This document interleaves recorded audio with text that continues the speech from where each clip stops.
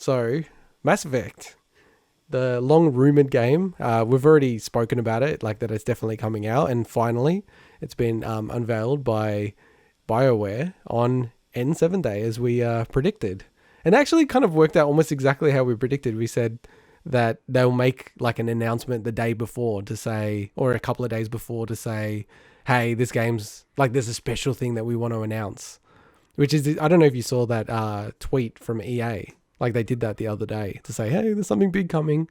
So again, and I do like that the fact that in the release they acknowledged that they couldn't keep it a secret. They wanted to, but it's Mass Effect Legendary Edition, which we've already covered, and it does include all the single player base content DLC from the trilogy, including all the promo weapons, packs, armors, and interesting, yes, it's been remastered and optimized for 4K. So it sounds like they've actually put a lot of effort into getting this game up and running. It's going to come out. That's a reason to get 4K TV for me.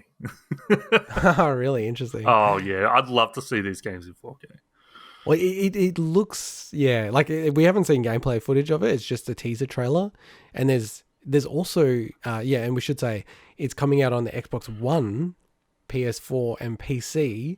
And they've quoted it as, I haven't actually heard this term, with forward compatibility for Xbox Series X and PlayStation 5. And essentially it seems like they're going to do some enhancements for it, but it doesn't at this stage seem like they're going to make it a Xbox Series X and PS5 game. Maybe down the track. But every like, that's why it's so muddy. We just spent a whole segment talking about it.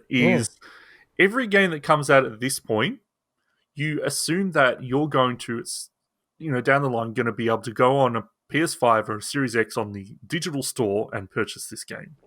Even if it was made for last gen. But that's what I'm saying. Yeah. It's like it's so essentially it is coming out on next gen. It's just the lines are blurred now. It's so weird.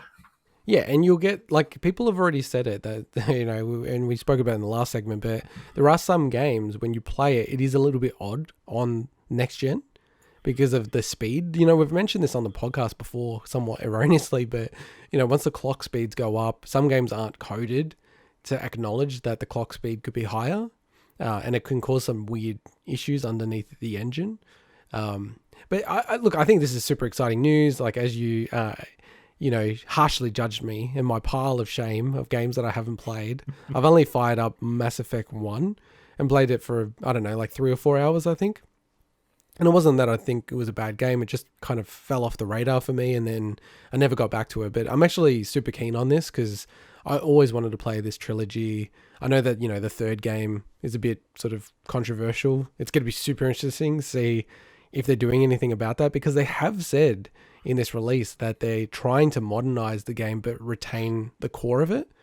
Mass Effect 3 is a good game that unfortunately is scarred by what happens at the end, and unfortunately that leaves a bad taste in everyone's mouth. So that's why a lot of people don't like it. So. But this is where I'm coming from. Maybe I don't know what it is, and I don't want to know, but you never know. They might do something about that in this trilogy remaster. I bloody hope so, because I've got an easy out, and I'm not going to get into spoiler territory. So yeah. We don't want to do that. There's an easy out for it, but we'll see if they've got the balls to do it. And like, I think the thing here is that the reason why I think this is really headline news as well is that they've also then confirmed that BioWare and the way that they've framed this around a veteran team is working on the next chapter of the Mass Effect universe, which I think is very exciting news for all fans of the franchise. As long as Casey Hudson is involved, that's all I need. Well, it's almost certain, because he's actually penned this letter.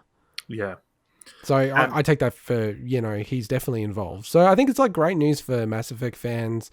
I know that you played Andromeda, and some of our other mates didn't think it was that bad, but, general reception is pretty poor for that game. Oh, 100%. It's a game just like Assassin's Creed Unity, where the game is forever tainted because of how it launched. And there's more problems with Andromeda than just the launch problems. Like, people have very justified issues with the story being a retread and, the characters not being as good as, the original trilogy. But what people talk about is it being buggy, it being, the horrible facial animations that they all patched that and all improved that stuff, just like they did with Unity.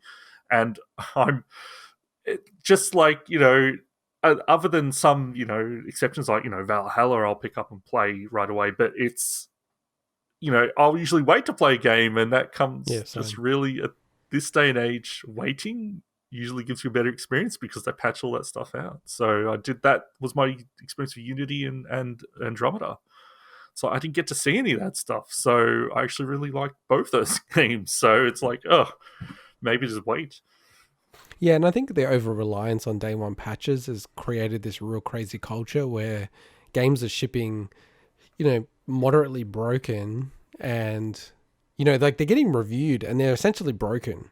So this is going way back, but Days Gone, that game got panned from a critical perspective, but a lot of people, when they look at like people who reviewed it after it launched versus the critics who reviewed it, and I'm talking about people who are critics but they just didn't play it, there's a marked disparity. And it's essentially like they were playing a broken game, reviewing it, then it got patched, and a lot of people are like, look, yeah, maybe it's not a 10 out of 10, but it's probably an 8 or a 7.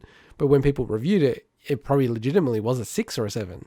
Like, and it has a huge impact on these kind of games. So, yeah, I think Andromeda really suffered from, the memes and just the whole perspective on it, right? So and with Andromeda, like when I started playing that game, I was got to the first, like that game is like it has open world planets and stuff, so very different than the first Mass Effect trilogy, with the exception, there was some open world planet exploration on number one with the buggy, but that was very different. So it was very much okay, let's take Dragon Age Inquisition model of make it more open world and, like almost MMO questy, and put that in Mass Effect. And that initially kind of pushed me away. I'm like, I don't know how I feel about this. But eventually it clicked with me. But the combat in that game is just so good. And that's what I loved about it. So there's definitely people that do like Andromeda. But obviously it was crap at launch. There's no defending that. It was just horrible.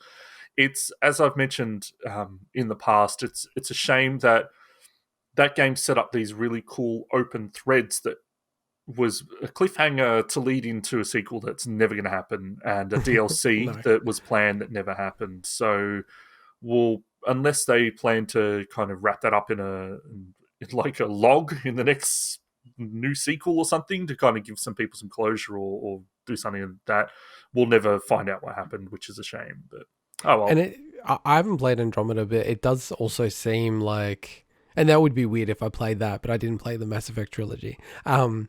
But it does seem like one of those games, and this happens in movies as well, where it just doesn't even have any love in terms of like it's odd or something. So it has a bit of a cult following. It's more what I hear.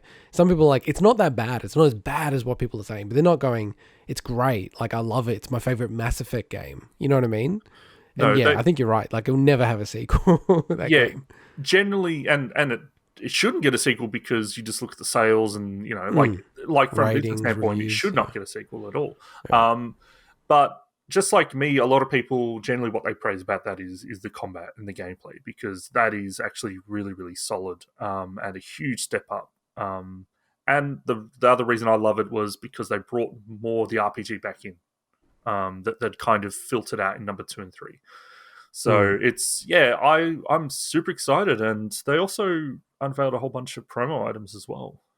Yeah, these really cool promo items. Like, I don't have any nostalgia, I guess, for Mass Effect, but they announced on the N7 days, and also by the fact that there's a lot of activity on Twitter around Mass Effect and N7, which is impressive for a franchise that really its last loved entry is a long, long time ago now.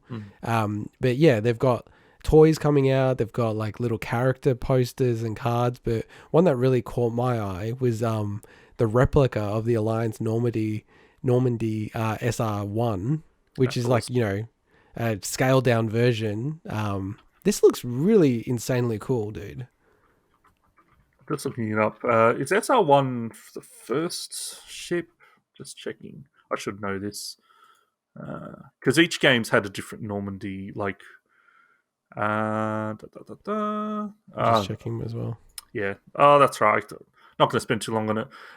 But yeah, it's because basically, the ship gets kind of like big redesigns from each game. So yeah. Anyway, regardless, like it's such a cool ship design. It's probably my favorite spaceship. That's not the next generation Enterprise, that classic one. But yeah. No, it looks sick. I'm actually shocked it's only 500 units. Like, I just think sometimes when you see these things, like, I'm not into Mass Effect. Not that I'm against it. I just never really got into it. But I looked at this item and I'm like, damn, that looks really, really cool. Like, I just feel like this will be swallowed up so quickly. I wonder if Mike knows yet. You have to get it. I wonder if Mike knows yet. We gotta tell him. Yeah, well, I think he needs to get on top of it because... No, seriously, I think this will sell out straight away. Yeah. Like they're only making 500 units of it.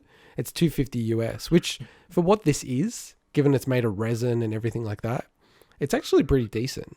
Man, and this is the kind of cool item to have like on your desk or something like that. Man, I want them to make a Lego Normandy. Oh, that'd be so cool. That'd be so cool.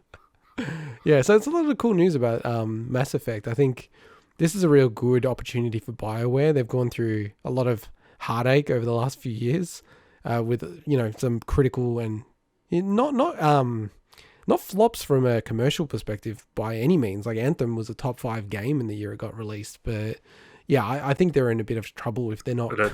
But its price also dropped very quickly. So correct. But when they talk about sales, they're talking about like dollars. So it's still made dollars wise top 5 game for a year, which is pretty impressive. But I think, you only have so much goodwill, right? So this needs to work well. And I think eventually, I'd imagine it would be coming to the Switch. Like, that was the last thing I wanted to shout out, that they didn't mention it at all, but it's always been rumored for the Switch. But just sounds from the fact that they've remastered it and really optimized it, maybe it won't come out to the Switch. Yeah, I don't... Honestly, we've seen the Switch struggle with games that were from the 360 PS3 era, which is just beyond me, but we've seen the Switch struggle with that. So it doesn't surprise me if they've upscaled all these, just like they did, for instance, with Dark Souls Remastered. The version that the Switch got is closer to the original Dark Souls than what the Xbox One and PS4 got. So yeah, that's true. It's a shame though, because for people that only have a Switch, it would have been great. But maybe they'll get a streaming version.